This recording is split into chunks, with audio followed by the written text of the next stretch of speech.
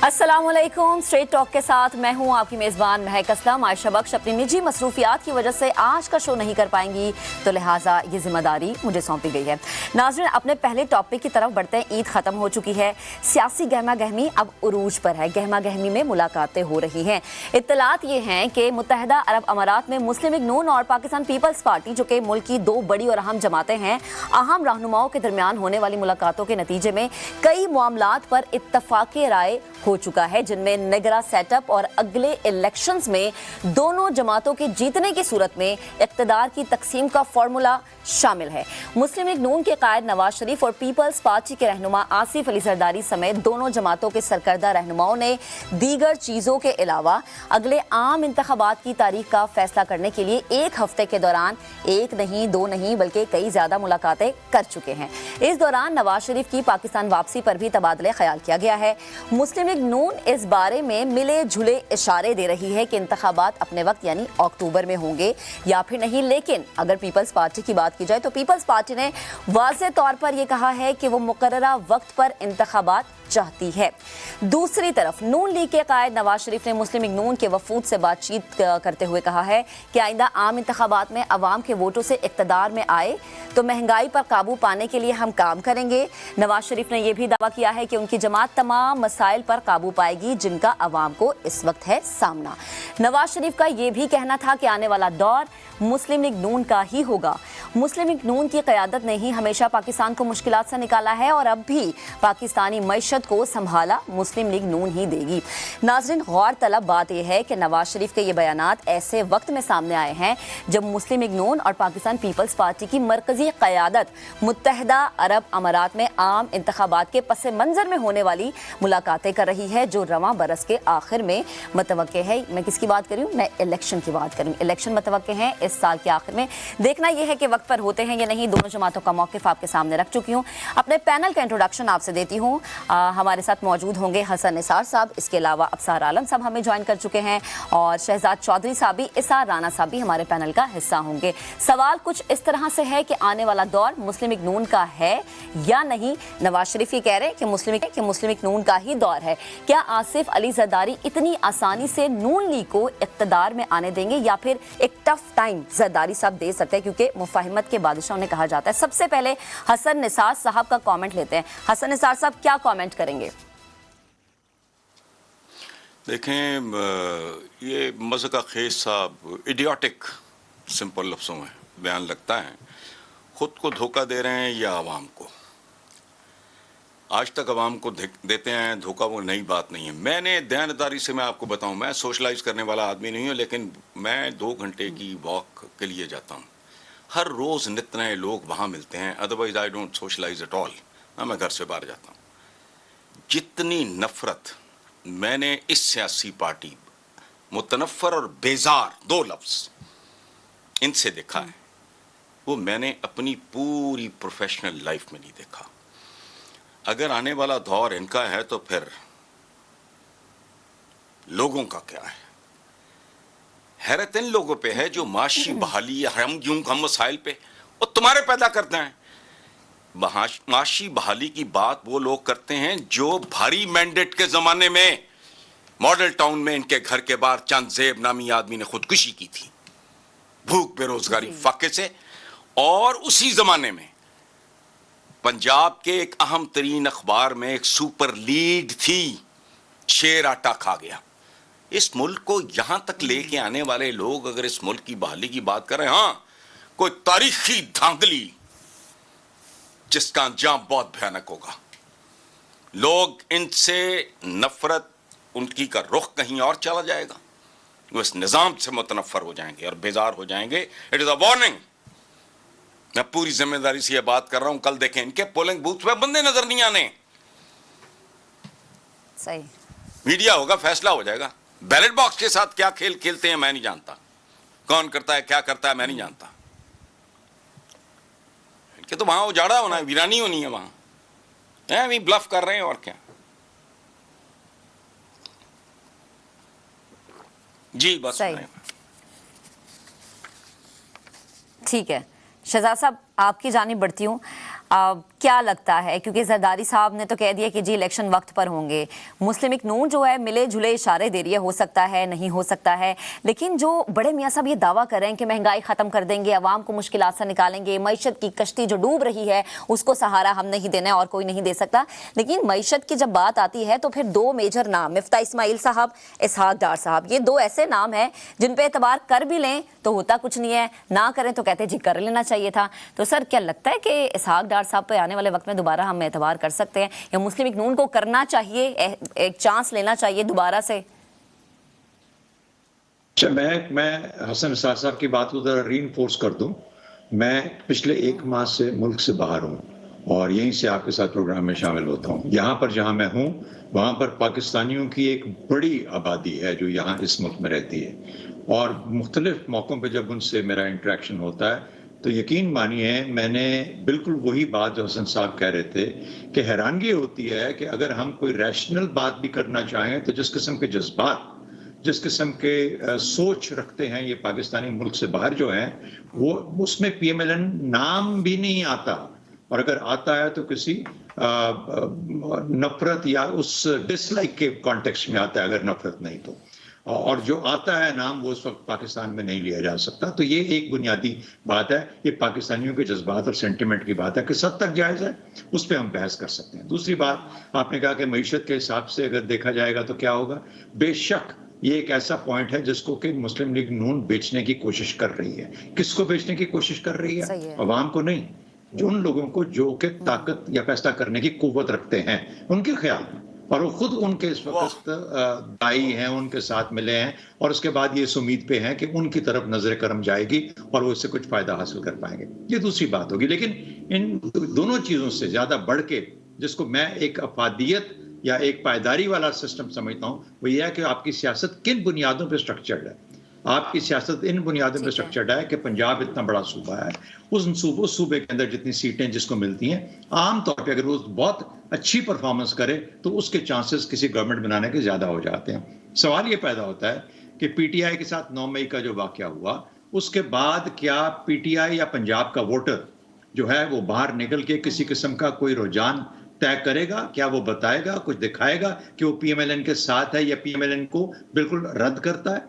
ये वो बड़ा सवाल है जिसकी बुनियाद बनी उस स्टेटमेंट के ऊपर जिसमें नवाज शरीफ साहब ने कल या परसों गालिबन जिसमें ये कहा कि हम इमरान खान की जितनी भी परफॉर्मेंस है पिछली गवर्नमेंट की, पीटीआई की, उसको हम अपने त्यौहार पे तनकीद बनाएंगे, और यह कहा गया कि जलसे जुलूस किए जाए जिसमें कि ये बार बार जिक्र किया जाए कि किस वजह से वो तो खत्म हो चुके बैठा हुआ, वो तो जमान पाक के अंदर कैद है इस वक्त, लेकिन उसके बावजूद उसका जिक्र करते रहना, हर जलसे में करते रहना, उसकी तौर पे तनकीद बनाना, इसका मतलब है कुछ ना कुछ डर तो है, कुछ ना कुछ खौफ तो है। फिर उसके बाद बाकी स्ट्रक्चर देख लें, इस्तेकाम पार्टी है, फिर पीएमएलक्यू के अंदर कुछ मूवमेंट है, पीपल्स पार्टी कुछ करना चाहती है। आपका दूसरा बड़ा सवाल, क्या जरदारी साहब कुछ कर पाएंगे? जरदारी साहब आज 18वीं तरमीम के कैदी हैं, वफाक को कमजोर करने की कोशिश की और ठीक की, फेडरेशन के अंदर ऐसा होता है, और सूबों को बहुत मजबूत किया, ठीक किया, लेकिन उसका नतीजा क्या निकला? अपने आप को सिंध में बंद कर लिया। देखिए, चालाकी और होशियारी से मामलात को किसी हद तक सुलझाया जा सकता है। एक दौड़ने वाला घोड़ा हो ना, दौड़ने वाला नंबर 2 पे ही आ रहा हो तो उस पे भी बेट लगा के कोई हरकत करके नंबर 1 पे ले जाया जा सकता है। लेकिन जब आपका घोड़ा ही रेस का पीछे रह रहा है काफी, तो उसके ऊपर जितनी मर्जी आप बेट लगा लें, जितनी मर्जी उस पर लगा लें, अपना गैम्बल कर लें, लेकिन वो कभी आगे बढ़ नहीं पाएगा।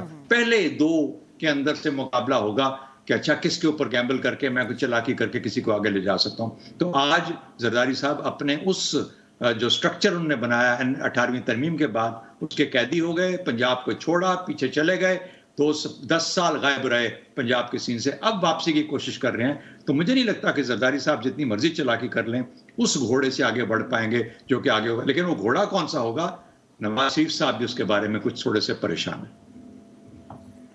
सही, ठीक है।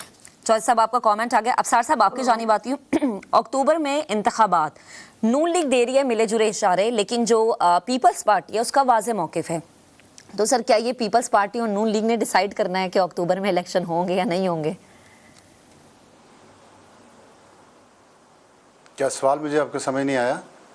जी, अब सर साहब मेरा सवाल ये है कि अक्टूबर में इंतखाबात, नून लीग का जो मौकिफ है वो कुछ ऐसा है कि थोड़ा कंफ्यूजन पैदा कर रहा है, लेकिन पीपल्स पार्टी डटी हुई है कि इंतखाबात अक्टूबर में ही होंगे। सर क्या ये पीपल्स पार्टी और नून लीग डिसाइड करेगी कि अक्टूबर में ही इलेक्शन करने हैं या नहीं करने हैं? नहीं, ये तो इलेक्शन कमीशन ने डिसाइड करना है, ना नून लीग ने डिसाइड करना है ना पीपल्स पार्टी ने। तो अब सर साहब जिस तरह नून लीग का मौकिफ है कि कर लेंगे या देख लेंगे और पीपल्स पार्टी कह रही है कि नहीं जी होंगे, अगर नहीं होते सर तो फिर नेक्स्ट स्टेप क्या है? और इलेक्शन कमीशन तो पिछले 6 महीनों से डिसाइड ही नहीं कर पा रहा है, ज़ब्ज़ुब का शिकार नजर आ रहा है। कौन सर? इलेक्शन कमीशन की मैं बात कर रही हूं। अभी तो असेंबलीज डिसॉल्व ही नहीं हुई, तो इलेक्शन कमीशन कहाँ से तजब्जुब का शिकार हो गया? अभी असेंबलीज डिसॉल्व होनी है पहले, उसके बाद छह महीने की अगर हम बात करें गुज़श्ता 6 महीने की, सर कुछ तो डिसीजन ले सकता था इलेक्शन कमीशन। कौन कर रहा है? मैं ये पूछ रहा हूँ, कौन कर रहा है? वो तो एक सुप्रीम कोर्ट का फैसला आया था ना, उसको तो आप छोड़ दें। अब तो अगली बात हम उनकी कर रहे हैं या अगले इलेक्शंस की कर रहे हैं, पहले ये तय कर लें। और दूसरा ये मुझे सवाल की समझ नहीं आ रही, ये वाला भी और इससे पहले वाला भी, कि नवाज शरीफ ने एक दावा किया कि हम इलेक्शन जीत जाएंगे और आसिफ जरदारी, हमने खुद ही डिसाइड कर लिया कि आसिफ जरदारी उसको नहीं आने देंगे और इसको सवाल बना लिया। ये जो स्पिन डॉक्टरिंग हम कर रहे हैं ना, हम मीडिया वाले पिछले 10-12 साल से, जो नफ़रत जिसका जिक्र मेरे दोनों बुजुर्गवारों ने किया अभी मेरे से पहले तजिया में, ये नफ़रत जो भरी हुई है ना लोगों के जहनों में, ये हम मीडिया ने भरी है और इस तरह स्पिन डॉक्टरिंग कर करके भरी हुई है। आप अभी कुछ महीनों पहले कि हम अपने तजिए निकाल के देखें ना, तो शायद हमें खौफ आए और हम इसकी तरदीद भी जारी ना कर सके कि ये मैं ही बोल रहा था कुछ अर्सा पहले कि यहाँ पे क्या हो जाएगा, इस मुल्क में आग लग जाएगी। कुछ भी नहीं हुआ। इसी तरह के हम सवालात कुछ बना लेते हैं, फिर उसके ऊपर उसको पकड़ के खींचना शुरू कर देते हैं, ना आगे है ना पीछे है। इलेक्शन जब होने हैं तो बेसिकली जो इस वक्त हम तासुर दे रहे हैं इस प्रोग्राम से, वो ये है कि 1 या 2 जमातों से तो लोग नफ़रत करते हैं और उसमें नफ़रत के टेबल पे मुस्लिम लीग नून टॉप पे है, और अगर मुस्लिम लीग नून जीत गई तो इसका मतलब है कि इंतहाई शदीद किस्म की धांधली हुई है। मतलब ये मुल्क डफरों का है ये, और 2, 4, 10, 15 लाख लोग जो इस मुल्क से कहीं दूर बैठे हैं, उनको इस 23 करोड़ लोगों की ज़्यादा फिक्र है, उनको हालात का भी ज़्यादा पता है और उन्हें समझ भी ज़्यादा है। तो फिर ठीक है भाई, बंद करो ये सारे निज़ाम शिज़ाम और चले जाओ। इमरान खान जो सबसे मकबूल लीडर इस मुल्क में, जिसको इक़्तिदार तश्तरी में रख के दिया ना जर्नैलों और जजों ने, वो भी जीत नहीं पाया था पूरी धांधली आरटीएस बिठाने के बावजूद, आरटीएस बिठाने के प्री पोल रिगिंग के बावजूद, जब आईएसआई वाले महकमा ज़राअत का नाम इस्तेमाल करके लोगों की वफादारियां तब्दील कर रहे थे, जस्टिस साकिब निसार ताहियात नहल करार दे रहा था लीडरों को और उनको जेलों में भेजा जा रहा था। उसके बाद इंतखाबात हुए, आरटीएस बैठ गया, तब भी जहांगीर तरीन का त्यारा चला तो पूरी मेजॉरिटी हुई, और कितने वोटों की मेजॉरिटी थी वो जरा खुद आप जाके अंदाजा लगा लें। तो ऐसे इतनी आसानी नहीं होती कि धांधली यूं करके कोई जादू की छड़ी घुमाएगा और दुनिया के सबसे मकबूल लीडर को कोई वोट ही नहीं पड़ेगा, और दूसरे जो जिनको कोई जानता ही नहीं है, जिनका कोई काम ही नहीं, जिनको वोट ही वो सपोर्टर ही नहीं है, वो इक़्तिदार में आ जाएंगे। इतनी सस्ती नहीं यहाँ पे जनाब दुकानदारी चलती। तो मेरा ख्याल है आप भी थोड़ा अपने सवालात में कोई जान लाएं, कोई ऐसी जो बात पूछे जो पिछली पूछनी है अगली पूछनी है, मुझे थोड़ा क्लैरिटी से देंगे तो मैं आपको कोई जवाब दे सकता हूँ, वरना मेरे पास तो यही एक तजिया है बेचने को, जो मैं बेच दूंगा। पेशीन को मैं कोई नहीं कर सकता जब तक कि बैलेट बॉक्स में से मैं बैलेट निकलते देखता नहीं हूँ। बड़ा सीधा और सादा सा सवाल है, बड़ा छोटा सा सवाल है। आपको लगता है कि इलेक्शन वक्त पे हो जाएंगे? भाई मुझे लगता क्या मतलब है, आइन में लिखा है, लगता से क्या मतलब है? ये तो अब देखें, अब पिछले की बात करें अगले की बात करें, पहले मुझे ये बता दें ताकि मैं उसका हिसाब से जवाब दूं। अगले इलेक्शन जो आने वाले हैं, आप कह रहे हैं आइन में लिखा है, सूबाई असेंबलियों के इलेक्शन फिर क्यों नहीं हो रहे? 2 सूबाई असेंबलियां आपके डिसॉल्व हो गई, उसके बावजूद वो इलेक्शन नहीं हुए, वो क्यों? सुप्रीम कोर्ट को कहे ना, तो सुप्रीम कोर्ट को कहे ना अपना फैसला नाफिज करे ना, क्यों नहीं करती? मैंने करना है, मैंने रोका है। सुप्रीम कोर्ट तो हुक्म दे चुकी है। कहे ना जज साहब, तो नहीं हुक्म पे अमल दरामद हुआ तो उसका इलाज आइन में लिखा हुआ है, सुप्रीम कोर्ट को पता है उस इलाज का। सुप्रीम कोर्ट को कहे बिस्मिल्लाह करे और करे इलाज। मैंने तो नहीं रोका हुआ उन सूबाई असेंबलियों के इंतखाबात को। चलें सर अल्लाह करे आपकी बात सुन के बिस्मिल्लाह कर दें। वो जरा हसन निसार साहब कोई बात ऐड करना चाह रहे हैं। अगर आप अगर आप कौमी असम्बली के इंतखाबात की बात कर रही हैं तो असम्बली डिसॉल्व होने दें, और उसके बाद जो होगा, देखिए मैं अफवाहें ना फैलाना चाहता हूँ, ना मैं इस पर बिलीव करता हूँ, क्योंकि मुझे पता है इस मुल्क को अफवाहों ने कितना नुकसान पहुँचा दिया है। मईशत इसीलिए आपकी उठती नहीं, रोजाना हम अपना पटारा खोल के बैठ जाते हैं कि अब ये होना, अब वो होना। मैं नहीं ऐसे कर सकता। जब असम्बली डिसॉल्व हो जाएंगी, देखेंगे इलेक्शन कमीशन डेट देता कि नहीं देता। ठीक है जी हसन साहब प्लीज। ऐड करना चाह रहा मैं नहीं, मैं कुछ ऐड नहीं करना चाह रहा, मैं बहुत कुछ डिलीट करना चाह रहा हूँ, बाकी लोग कर देंगे। मैंने एक बात की है धांधली के हवाले से कि पोलिंग बूथ्स पे I will quit this profession, बंदा नहीं होना। ठीक है कि जी अगर जीत गए तो फिर कहेंगे जी धांधली हो गई, अब बंदा ही नहीं होना। ये घोड़ा दूर ना मैदान दूर, देख लेंगे, याद करा देना। I will quit, exactly, I leave this profession. चले पता लग जाए। साहब आपकी जानी बात, सवाल बंदा नहीं होना।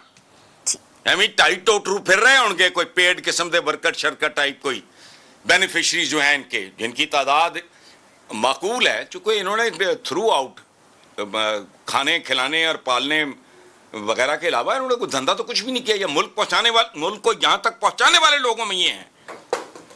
अब ये बहाली के लिए हैरत अंगेज बात है। चलें, ठीक है इसार साहब आपकी जानी बाती हूँ। सवाल इस तरह से है कि क्या नवाज शरीफ वतन जब वापस आएंगे तो किसी क्या नए बयानिए का सहारा लेंगे? क्या किसी नए बयानिए या सियासी बयानिए की उन्हें ज़रूरत है अपनी मकबूलियत को ज़्यादा करने में, या पुरानी मकबूलियत, अगर आपको लगता है सर, अगर आपको लगता है कि जी पुरानी मकबूलियत में कमी आ गई है तो उसको वापस लाने में उनको किसी नए सियासी बयानी की ज़रूरत है? देखिए, अभी अफसार भाई ने कहा कि मेरे पेशरो जो बुज़ुर्गवान हैं उन्होंने ये कहा, तो जो मेरे बुज़ुर्गवान हैं हसन निसार भाई और शहजाद चौधरी साहब और कदरे नौजवान बुज़ुर्ग अफसार आलम भाई ने जो बातें की, वो तो नवाज़ शरीफ के हक़ में या उसके ख़िलाफ़ जो भी थी वो हो गई। लेकिन मैं चूँकि इतने बड़े बड़े दलाइल हो गए तो मेरे की औकात में इस पे क्या करूं, मैं 2-3 चीज़ें आपसे शेयर करना चाहता हूँ। अब ये आपका सवाल है कि नवाज शरीफ साहब का कहना है कि आने वाला दौर मुस्लिम लीग नून का होगा। जी।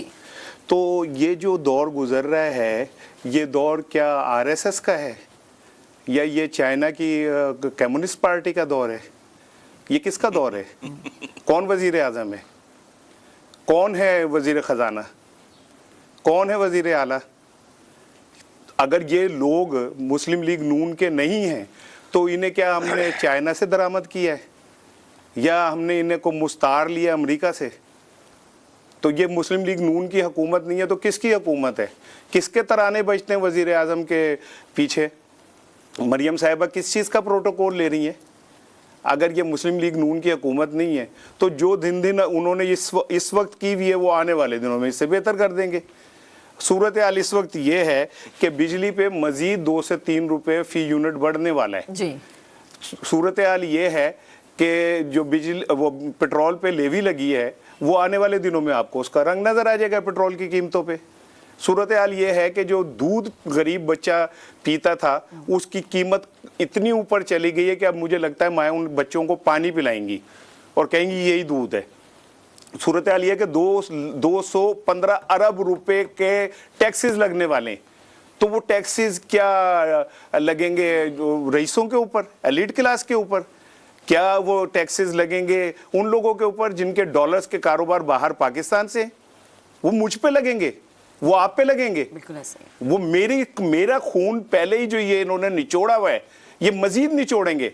मुझे तो लग रहा है आने वाली ईद पे, अभी तो लोगों ने बकरों में पैसे डाले ना, आने वाली ईद पे लोग पैसे डाल के कुकड़ियां हलाल करेंगे जो सूरत हाल बनती जा रही है। तो ये कि जी मेरा आने वाला दौर, उसमें दूध की नहरें बहना शुरू हो जाएंगी और उसमें कश्ती के अंदर लोग हुलाला गाते फिर रहे होंगे। मैं क्या इस दौर का जवाब दो जो तुम्हारा दौर है भाई। तो इस आरसा फिर किस बयानी के साथ बड़े मियां साहब आएंगे वापस? अब आ जाए इस बयानी के क्या है? अब आ जाए। और दूसरी बात ये जो आपने पीपल्स पार्टी की बात की ना कि पीपल्स पार्टी इतनी आसानी से आने देगी, मेरा दावा है कि अगर कोई एक रेस हो ना पाकिस्तान में जिसमें पीपल्स पार्टी अकेली भाग रही हो तब भी वो तीसरे नंबर पे आएगी। तो पीपल्स पार्टी, पाकिस्तान का मुस्तकबिल और मुकद्दर किन लोगों के हाथ में है जिनको अवाम की तरफ से कोई पजीराई नहीं है? लेकिन ये कि जो आप ये कह रहे हैं कि क्या बयानियाँ बेचेंगे, तो अफसार भाई बहुत अरसे से एक बात कहते हैं, मैं उनका बिल्कुल हामी हूँ कि हमारे मीडिया को किस तरह मैनिपुलेट किया जाता है, किया जाता था, किया जाता रहेगा, चलता रहेगा ऐसे ही काम।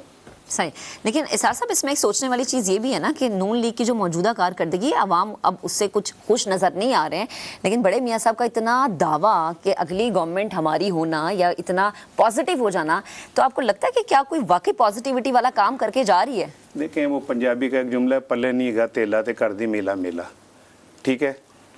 मैं अभी यहाँ आपको बैठ के कहूँगा मैं थोड़े दिनों के अंदर ना दुबई के अंदर सोने का महल बनाने जा रहा हूँ, ओ भाई मेरी जेब में टका नहीं है। जो अब परफॉर्मेंस देने का वक्त है, तो उस वक्त तो आप परफॉर्मेंस दे नहीं रहे, लोगों को एक नया ख्वाब बेच रहे हो, वो ख्वाब जो हम कई दहाइयों से देखते आ रहे हैं। मुझे तो मेरे बच्चों को अब का रिज़्क चाहिए, मुझे तो अपने बच्चों का फ्यूचर इस वक्त चाहिए, मुझे तो सेहत के जितने वो हैं वसाइल वो मुझे, आपके कुत्तों का बाहर इलाज हो, आपके जनाब बर्फानी शेरों को अगर छींक आ जाए तो बाहर से टीम आ जाए इलाज करने के लिए, मेरे बच्चे हॉस्पिटल जाएं तो उन्हें कोई अटेंड करने वाला ना हो, तो आपकी हुकूमत है, आपकी हुकूमत अगर ये सब कुछ नहीं कर सकती तो कल का मुझे ख्वाब ना दिखाएं, माफ कर दें मुझे भाई, वो भी लंडूरी बेहतर है बिल्ली, वो क्या कहते हैं इसार साहब। और यही वो सवाल है जो कि आवाम ज्यादा अब हमें सोशल मीडिया पे करती नजर आती है। ठीक है, पहले की बातें, पहले के वादे अपनी जगह, लेकिन आप हमें मौजूदा वक्त में क्या दे रहे हैं, हमारे बच्चों को क्या दे रहे हैं, क्या हमारे बच्चों का फ्यूचर सिक्योर है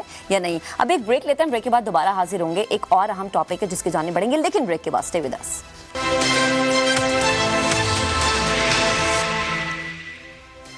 वेलकम बैक वंस अगेन। जरा जिक्र करेंगे पाकिस्तान तहरीक इंसाफ का। पाकिस्तान तहरीक इंसाफ ने साबिक मुंतखब अरकान असम्बली को पार्टी छोड़ने के लिए उकसाने और शोकस नोटिस का जवाब न देने पर मरकजी रहनुमा और साबिक वजीर आला खैबर पख्तूनख्वा परवेज खटक की बुनियादी रुकनीत खत्म करने और उन्हें पार्टी से निकालने का फैसला कर लिया है। परवेज खटक ने पार्टी नोटिस का जवाब देने से इनकार करते हुए कहा कि वो कोई सरकारी मुलाजिम नहीं जो शोकस नोटिस का जवाब दें, उन्हें शोकस नोटिस की कोई परवाह नहीं है। 9 मई का वाकया चेयरमैन PTI का चंद लोगों से मुशावरत का नतीजा है।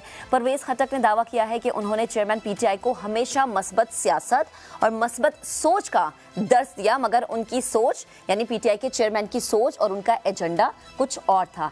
इत्तलात ये भी है कि तहरीक इंसाफ के 30 से ज़ायद साबिक अरकान असम्बली ने परवेज खटक को अपनी हिमायत की यकीन दहानी करवा दी है, जिसके बाद मुमकिना तौर पर वो जल्द ही अपने अगले लाएहमल का ऐलान करेंगे। तहरीक इंसाफ के तर्जुमान के मुताबिक परवेज खटक ने चेयरमैन PTI को 9 मई के वाकयात का जिम्मेदार ठहराया, जो कि सरासर झूठ पर मबनी है। तर्जुमान PTI का यह भी कहना था कि परवेज खटक बतौर सूबाई सदर पार्टी के तमाम फैसलों में मुकम्मल तौर पर शरीक होने के साथ साथ स्टैब्लिशमेंट के साथ भी राबते में थे। तर्जुमान ने यह भी कहा है कि परवेज खटक को प्रेस कॉन्फ्रेंस के बाद चेयरमैन PTI के फैसले गलत नजर आने लगे।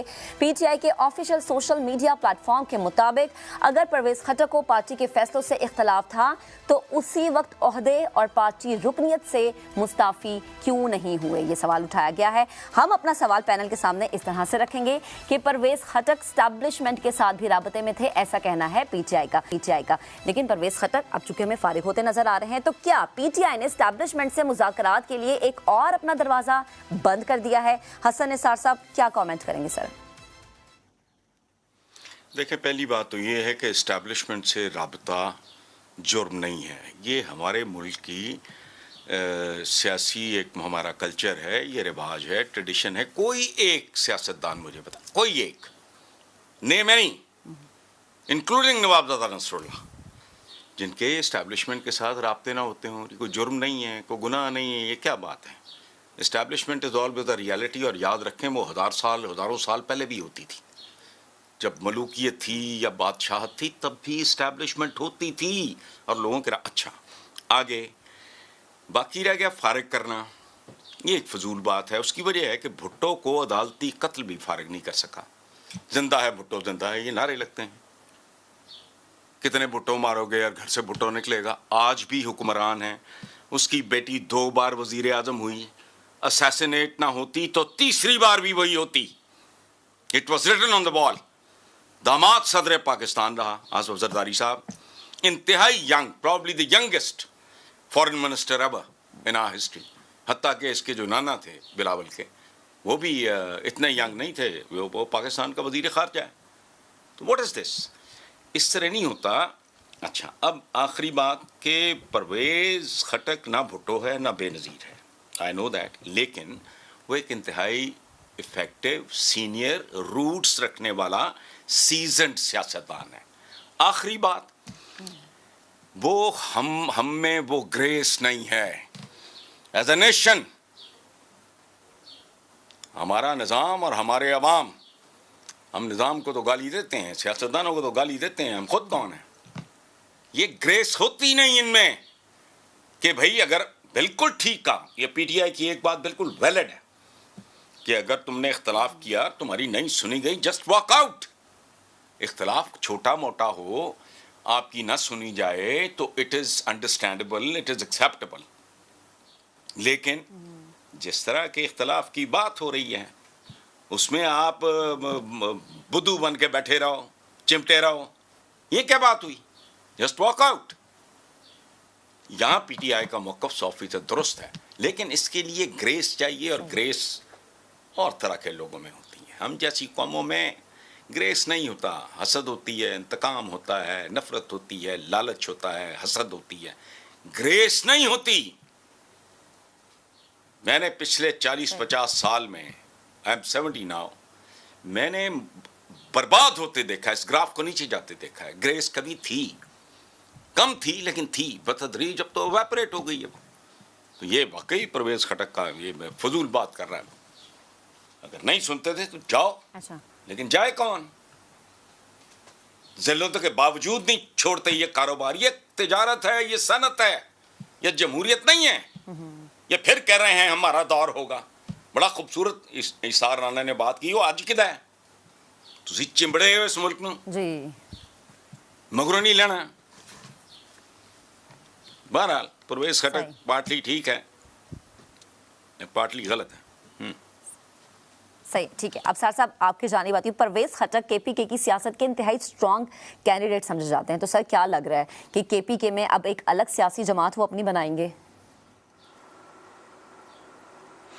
देखें महक, पाकिस्तान में जो सियासत है ना वो धड़े की सियासत होती है। ये बदकिस्मती समझ लें आप, इसको खुशकिस्मती समझ लें, लेकिन यही नॉर्म है, यही उसूल है इस मुल्क में।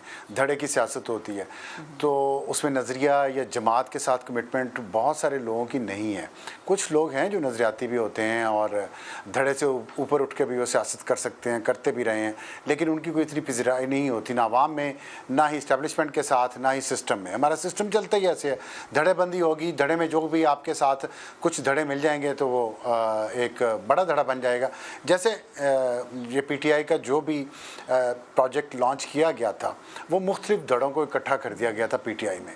आप देख लें अभी भी पीटीआई के लोग जिस तरह लाए गए थे उसी तरह वापस जा रहे हैं। परवेज़ खटक भी उनमें से एक थे। इससे पहले मुझे हैरानगी जिन लोगों पे जाने पे हुई थी ना, वो थे इमरान इस्माइल और अली ज़ैदी, क्योंकि वो पीटीआई में बहुत शुरू से हैं, लेकिन वो भी चले गए। तो जो बाद में आए थे उन्होंने तो जाना ही जाना है, जितने भी हैं, ये जितने भी जा रहे हैं ये सब बाद में आए थे। जो पीटीआई के कोर मेंबर्स थे, जो शुरू में जिन्होंने पीटीआई बनाई थी, उनमें से कितने रह गए हैं साथ? आप खुद गिन लें, आपको उंगलियों पे गिन लेंगी कि इमरान खान के अलावा और कितने लोग हैं जो शुरू, क्योंकि इमरान खान साहब ने खुद ही बहुत सारे लोगों को तो खुद ही निकाल दिया जो बानी मेंबरान थे। उसके बाद इस्टेब्लिशमेंट ने उनकी खातिर, उनकी पार्टी बनाने के लिए, उनको इक़्तिदार में लाने के लिए जो दिन रात एक किया, उस पर ये जो सो कॉल्ड इलेक्टेबल्स या जिनको पंजाबी में लोटा कहते हैं, ये सारे ला के जमा किए गए इनके टोकरे में। अब जब उनको अंडू किया जा रहा है, उस पार्टी को जो कॉबलिंग की गई थी, वो उसकी जो कॉबलिंग ख़त्म की जा रही है, तो अब ये सारे लोग वापस अपने अपने धड़ों में वापस जा रहे हैं। और आपकी बात इस हद तक तो ठीक है कि परवेज़ खटक का अपना एक हल्का असर है या धड़ा है केपी में, लेकिन वो केपी तक ही है, उसके बाहर नहीं होगा। तो उससे पीटीआई को केपी में नुकसान पहुँच जाएगा, सिंध में अलग से नुकसान पहुँच गया, पंजाब में अलग से पहुँच गया, केपी में अभी तक थोड़ा सा इंटैक्ट थी तो वहाँ भी अब नुकसान पहुँच जाएगा। तो ये तो होना था। इसीलिए वो जो कहते हैं ना जी कि and justifies the means, I don't think so. And never justifies the means. अगर आप गलत रास्ते से चल के मंजिल पे पहुंचेंगे तो वो जो गलत रास्ता आपने चुना है उसका अंजाम एक दिन गलत होगा, चाहे आप मंजिल पे पहुंच जाए, लेकिन 2-4 दिनों के लिए पहुंचेंगे, लंबे अरसे के लिए नहीं। इसीलिए खान साहब ने जो रास्ता पहले इख्तियार किया था उस पर रहते तो शायद आज कामयाब होते, लेकिन अभी उनके साथ वोटर तो होगा, लेकिन जो पार्टी काडर होता है ना, वो नहीं है, धड़े ख़त्म हो गए हैं उनके। वो कैसे कनेक्शन बिल्ड करते हैं वोटर के साथ पार्टी का, ये आने वाले इलेक्शन में देखना। और यही एक ऐसा दिलचस्प जो फिनोमिना है वो हम देखेंगे कि इस दफ़ा पाकिस्तान में मुख्तलिफ क्या होता है, माजी से होता है या नहीं होता। सही, चलें ठीक है। शहजाद साहब आपकी जानिब आती हूँ। KPK के कई सियासतदान ऐसे हैं जो कि परवेज़ खटक साहब से राबते में हैं, तो सर क्या लगता है कि परवेज़ खटक साहब KPK में PTI के अलावा जो बाकी दीगर जमातें हैं कि उनको टफ टाइम दे सकते हैं, और अगर दे सकते हैं तो कौन सी ऐसी जमातें हैं? अच्छा, मैं परवेज खटक से हटके था, मेरे ख्याल में आपका सवाल ज्यादा गहरा है, उसके ऊपर थोड़ा गौर करने की जरूरत है कि एस्टैब्लिशमेंट आफ्टर ऑल इतनी इंपॉर्टेंट क्यों है हमारे मुल्क के अंदर, या क्यों हो गई है। पहले तो हमेशा से रही है, हम तो कहते हैं 75 साल का रोल है, सारा कुछ है, लेकिन अब फिर दोबारा फिर से कैसे इतनी इंपॉर्टेंट हो गई है। 2-3 चीजें मैं कह देता हूँ।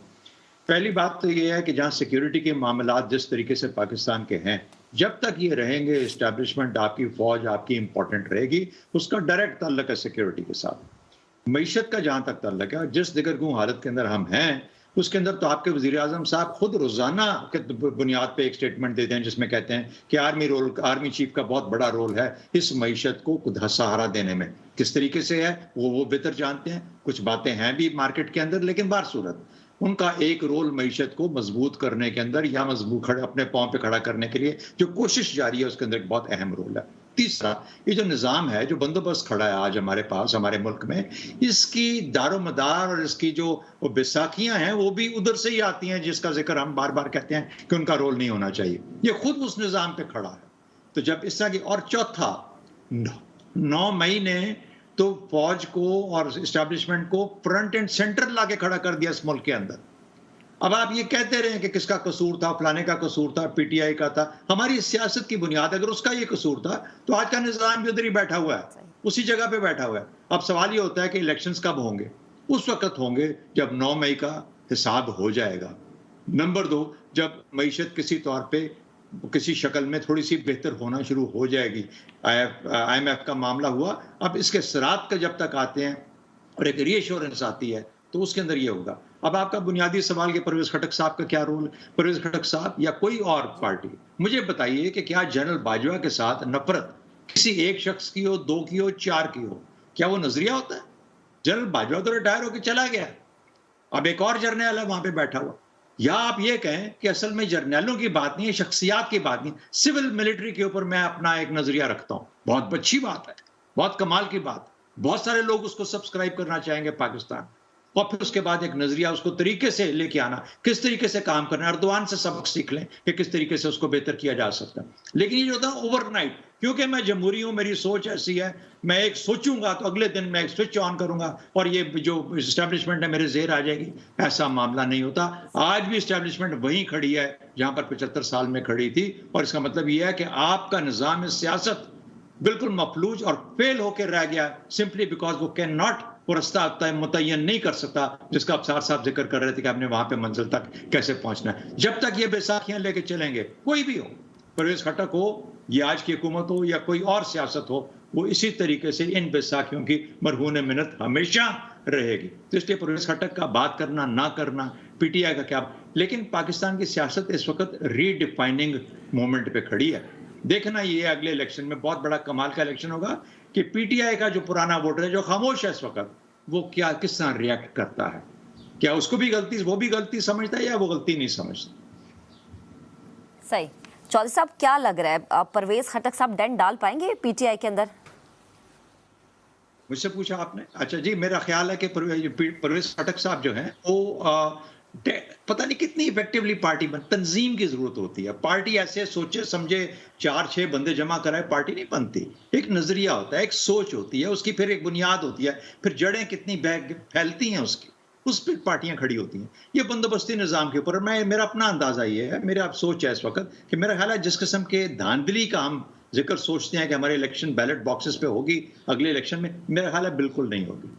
ये मामला जितना साफ हो सकता है उतना साफ होगा और फिर देखा जाएगा कि कौन कहाँ खड़ा है और उसके हिसाब से माइनर पार्टीज की माइनॉरिटी कोलिशन बनती है या मेजॉरिटी कोलिशन बनती है। मुझे लगता है KP भी उसी जोन में जा रहा है और ये कोई ऐसी बड़ी बात नहीं है कि परवेज खटक कितना बड़ा डेंट डालेगा। कोई डेंट उसके अंदर फिलहाल 4 दिनों में 6 दिनों में उसने क्या डेंट डालना। सही। ठीक है। राना साहब आपकी जानिब आती हूँ। असद कैसर साहब पीटीआई में हैं, परवेज खटक फारिग होते हुए हमें नजर आ रहे हैं। तो सर दोनों ही केपीके के बड़े स्ट्रॉन्ग कैंडिडेट है, कौन ज्यादा आपको स्ट्रॉन्ग नजर आ रहा है? देखिए, एक बादशाह दूसरे बादशाह से मिलने आया तो एक बहुत कमज़ोर सा आदमी, बड़ा दुबला पतला खटक साहब जैसा, वो बादशाह के साथ बैठा था। तो उस बादशाह ने पूछा कि ये कौन है, तो उन्होंने कहा ये मेरा मिनिस्टर है। तो उन्होंने कहा ये क्या करता है, उन्होंने कहा ये बदुआवां बड़ी चंगियाँ देता है। तो खटक साहब कुछ करे ना करें, उनकी बदुआ पीटीआई को ज़रूर लगेगी।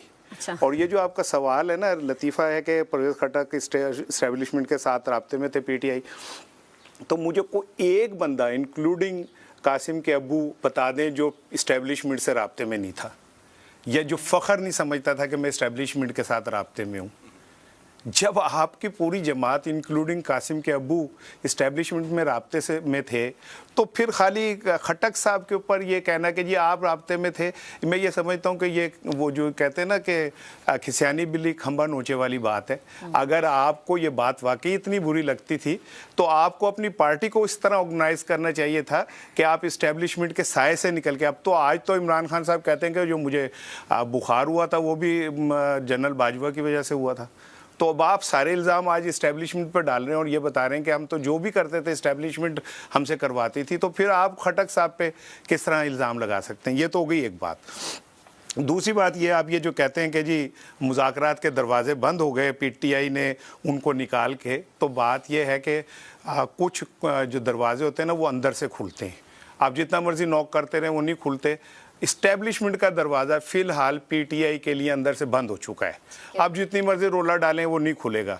और तीसरी और आखिरी बात मैं आपके प्रोग्राम में बता रहा हूँ कि तहरीक-ए-इस्तेकाम पार्टी केपीके में एक बहुत बड़ा डेंट डालेगी। अच्छा। और आने वाले दिनों में आप कुछ हैरत अंगेज़ खबरें सुनेंगे आईपीपी के हवाले से कि वो केपीके में एक बहुत बड़ा धमाका करने जा रही है। अब उस धमाके में खटक साहब का कितना रोल होगा, उनके साथ जो लोग हैं उनका कितना रोल होगा, ये आने वाले दिनों में आपके सामने आ जाएगा। लेकिन केपीके में जो भी होगा वो नून लीग या पीपल्स पार्टी के हक में नहीं होगा। ना या इनको ये ताने बाने बुनने चाहिए, ये तो वो टिटीरियाँ जो आसमान की तरफ वो करके कहते हैं कि हमने आसमान उठाया हुआ है। आप ज़िंदगी और आने वाला जो वक्त है वो बहुत कुछ नए सबक देगा। और केपीके में आप देखिएगा कि तहरीक-ए-इस्तेकाम पार्टी और खटक साहब में भी, अभी मैं कोई ज़्यादा बड़ी बात नहीं कह रहा, वो आने वाले दिनों में वहाँ की सियासत में एक बहुत बड़ी चेंज लेके आएंगे और ये कोड़ी या कोड़ीदा मैदान थोड़े दिनों में आपको पता चल जाएगा। ठीक है हसन साहब, आपसे लास्ट कमेंट, आप एग्री करें राना साहब से? मैं काफ़ी हद तक, लेकिन आपने ज़रा लफ्ज़ भारा बोला, डेंट डालना। परवेज़ खटक स्क्रैच डालने की पोजीशन में है because of his political experience, standing background. वो खराशें तो 2-4 डाल सकेंगे, इससे ज़्यादा नहीं, सवाल ही नहीं पैदा होता। एक चीज़ की कमी थी पीटीआई में, याद रखें आप, वो थी जी। हमदर्दी, एलिमेंट ऑफ सिंपैथी। हम बड़े अजीबो गरीब से ही लोग हैं, तो वो एक चीज़ की कमी थी, वो हालात ने, वाक़यात ने पूरी कर दी। बाकी देखते हैं क्या होता है। सही, ठीक है। अब सार साहब इसी पर आपका भी कमेंट। देखिए सार साहब ने तो ख़बर दी है और ख़बर का इंतज़ार करना चाहिए। मैं तो बहरहाल इस बात पे बहुत क्लियर हूँ कि ये एक नया फिनोमेना है जो हसन निसार साहब ने कहा सिंपैथी की ज़रूरत थी पीटीआई को। ये बात ठीक है कि सिंपैथी पे बहुत वोट मिलता है। देखना ये है कि वोट लेने वाला कोई खड़ा है पोलिंग स्टेशन पे या नहीं। और दूसरी बात ये है कि कितना वोटर पीटीआई का बाहर निकलता है, कितना नाराज़ होता है, कितना गुस्से में किसी और को वोट जाके डालता है। वो ज़ाहिर है मरकज़ी जो क़यादत है पीटीआई की, उसकी स्ट्रेटजी पे डिपेंड करेगा कि वो अगले इलेक्शन में कैसे जाती हैं, किस तरीके से जाती हैं। क्योंकि हर सियासी जमात ने, नून ने, पीपल्स पार्टी ने सर्वाइव किया है इस तरह के हालात को, और उन्होंने कोई ना कोई स्ट्रेटजी ज़रूर बनाई है कि उन्होंने रेलेवेंट कैसे रहना है सिस्टम में और इंतखाबात में। देखना ये है जो मैं समझ रहा हूँ कि एक पॉलिटिकल साइंस के स्टूडेंट के तौर पर जो दिलचस्प अमर होने जा रहा है वो इन इलेक्शन में यही होगा कि पीटीआई का वोट बैंक कैसे कायम रहता है और कितना कायम रहता है। सही, ठीक है। शहजाद साहब, आपकी जानिब आती हूँ। अगर परवेज़ खटक साहब किसी और सियासी जमात की छतरी तले आ भी जाते हैं तो सर क्या KPK में हम देखेंगे कि लोग उनके लिए निकले हैं कि PTI को छोड़ के किसी और सियासी जमात को उन्होंने इख्तियार किया है, तो तब लोग उन्हें सपोर्ट करेंगे? मेरा ख्याल है कि खास तौर पे KP के अंदर ऐसा होने का चांस नहीं है। खास तौर पे KP के अंदर मेरा ख्याल है एक बहुत रेजिडेंट किस्म का एक सेंटिमेंट है, और ये सेंटिमेंट वाज़े तौर पर हमें नजर भी आता है, हम महसूस भी करते हैं। इस सेंटिमेंट ने ही सबको घबरा के रखा हुआ, सब डरे हुए हैं इस सेंटिमेंट से, और ये नहीं जानते कि जो PTI का वोटर है, जो चाहे वो KP में है चाहे पंजाब में है, वो किस तरह रिएक्ट करेगा। कराची के तो बड़ी हद तक हम बात कर सकते हैं, सिंध में ऐसी कोई बड़ी बात थी भी नहीं, फिर उसके बाद बलूचिस्तान। लेकिन ये जो 2 सूबे हैं, इसके अंदर एक किस्म का जो एक वालेहाना पन था, वो वालेहाना पन किस हद तक दबता है या नहीं दबता, या क्या रिएक्शन देता है, ये फैसला करेगा। और दूसरी बात, मैं ऐसी सियासत को सियासत समझता ही नहीं जो कि जिसमें सिर्फ उबाल जिसके अंदर देखा जाए। परवेज खटक अगर कुछ करेगा तो उबाल के तौर पे करेगा, एक उबला पीछे से जब उसकी आग बंद कर दी जाए, गर्मी बंद कर दी जाए, तो उबाल चुप करके बैठ जाता है। तो मैं इससे ज्यादा कुछ नहीं समझता। देखिए, मैंने कहा सियासत तंजीम का नाम है, सियासत एक नजरिए का नाम है, सियासत गहराई और फैलाव का नाम है। जब तक वो चीजें आप नहीं कर पाएंगे उसके लिए वक्त शहजाद साहब, आपका कमेंट आ गया। वक्त की कमी है। मेरे पैनल का बेहद शुक्रिया, साथ दिया उन्होंने मेरा। सियासी जोड़ी है, इलेक्शन चुके हमारे मुताबिक तो इलेक्शन करीब है, क्योंकि हम तो आइन को देखते हैं और हम यही चाहते हैं कि मुकर्ररा वक्त पे इलेक्शन हो ताकि बेहतरी कुछ सामने आ सके और पाकिस्तानियों का कुछ सोचा जा सके। इंशाल्लाह आपसे कल से फिर मुलाकात करेंगे। अपना बहुत सा ख्याल रखिएगा। अल्लाह हाफिज़।